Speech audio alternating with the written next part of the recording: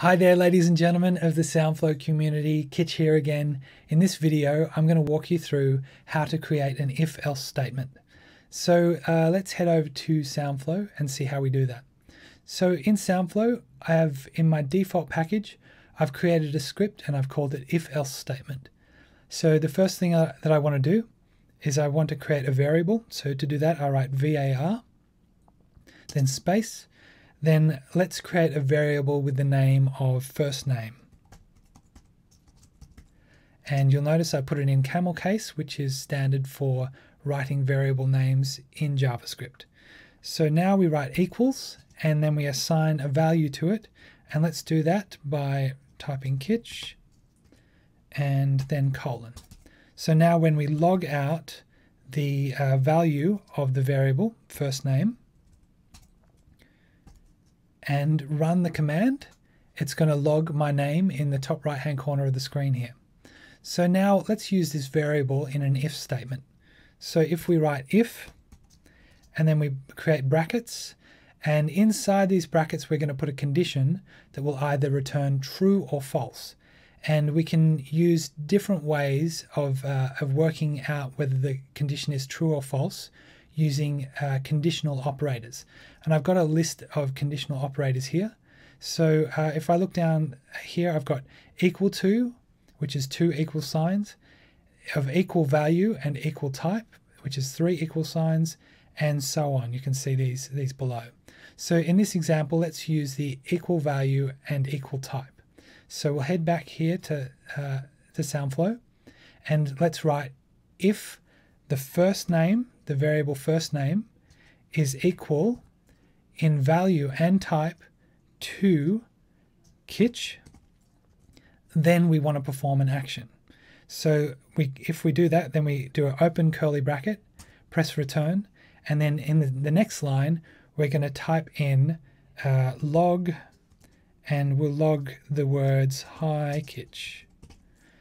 Now, if we run this command, it's going to log out hi Kitch because it's returned a true from the first name being equal to in type and value to Kitch. So let's run that command and see. So now, as you can see in the top right, it says hi Kitch.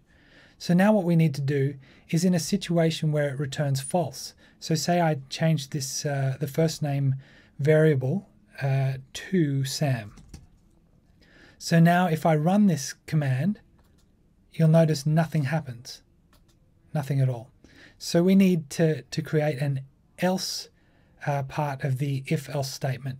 So the way to do that is if we go here, and after this we write else, and then do open curly brackets, and then on the next line we write log, and then let's log your name is not Kitch. So now if we run this, we'll see what happens. It comes up and says your name is not Kitch. So what it's done, it's gone if first name, the variable of first name, this one here, is equal to Kitch, then we want to log this if it's true. And if it's false, so the else section, it's going to log your name is not Kitch right here. So that is how we do a simple version of the if-else statement. And I'll show you in another example how I can apply that to something within Pro Tools. So here we are back in Pro Tools, and what I'm going to attempt to do is I'm going to attempt to toggle between the selector tool and the grabber tool here. And I'm going to use an if-else statement to do that. So what we're going to do first is head back to SoundFlow. In the package where we want to create our script, click the plus button here, select script, and we'll call this custom tool toggle. And then what I'm going to do is I'm also going to create a macro, and I'm going to call this temp. And I'm only creating this macro so I can get information and use the UI element picker to be able to get information on the two buttons that we're going to be working with. So let's click the add action here and use the click UI element action. And we'll add one more. UI element. And now for the first one, let's pick the UI element. So we head over to Pro Tools and click on the selector tool. And for the second one, we'll click the picker here, head over to Pro Tools and select the grabber tool. So now we're here back in the macro, and what we're going to do is for this action, we're going to go to the top right hand corner and click on the ellipses tool and click copy as JavaScript. Then we'll head to the custom tool toggle script that we're creating. And what we do is let's create a variable var by doing that, and then let's call the variable selector tool. Then we type equals and paste in the code that we just copied from the macro here. So now we want to remove from the end of the line here the element click portion, so the dot element click and then brackets. So let's get rid of that. And so now we're just storing the button in the selector tool variable. So we need to create another variable, which is var to create the variable, and we're going to call this grabber tool. And for this, we'll go back to the temp macro that we've created here, and let's go all the way to the right hand side again, click the ellipses button and select copy as JavaScript, head back to the script that we're working on and paste that code right there. Now again, we want to remove the element click portion at the end of this line of code, and now we have our two buttons from Pro Tools, the selector tool button and the grabber tool button, that we can work with. So we need to work out what the value is of each of those buttons, or just one of them really. So let's work out how to do that. If I type log, then in brackets, and then type selector tool, and then type dot value dot invalidate dot value. And if you don't know what I just did there, I actually created a video earlier on in the week that shows you how to get read data from UI elements in Pro Tools. So if you need to refresh yourself on that, please go and watch it. You can find it in the forum under the tutorial section of the forum. So now what we're going to do is we're going to log the value out and see what occurs. So if we look in Pro Tools, the selector tool is selected. So let's run this by clicking the run command here. And you'll notice it comes up and says selected. So what we want to do is we want to turn this line here into an if statement. So let's change the log bit here to if.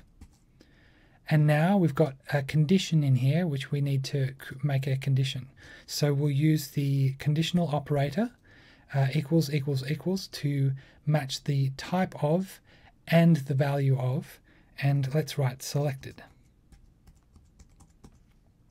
So now if we do open curly braces and do a line break, and then in here what we're going to do is that if the selector tool, the value of the selector tool is selected, so it's saying if the selector tool is selected, then we want to click the grabber tool and select the grabber tool. So to select the grabber tool, we'll use the element click, put brackets after that because it's a method. And now if I assign a keyboard trigger, and we'll make it so it just works in Pro Tools, and then assign a keyboard shortcut here, and we'll use the keyboard shortcut Control X. And then when we go back to Pro Tools, if I use the Control X key, you'll notice it swaps from the selector tool to the grabber tool. But if I click it again, it does nothing because it's already just gone one way. So what we need to do is go back to SoundFlow and set up the else portion of the if-else statement so that it can go back and select the selector tool. So let's write else here, and then open curly braces, and now what we want to do is we want this same line of code here, but what we are going to do instead is select the selector tool. So I'll write selector tool here, dot element click, then brackets, and like that. So now if I head back to Pro Tools, I can use the keyboard shortcut that I assigned as a trigger, and if I click Control X, it's going to swap between the two tools. And that there is how you use an if-else statement in Pro Tools with the help of SoundFlow. So if you have any questions about this, please let me know. I'd be happy to clear anything up. And if you have any other videos that you want me to make, let me know and I'll do it. So have a great day and see you soon.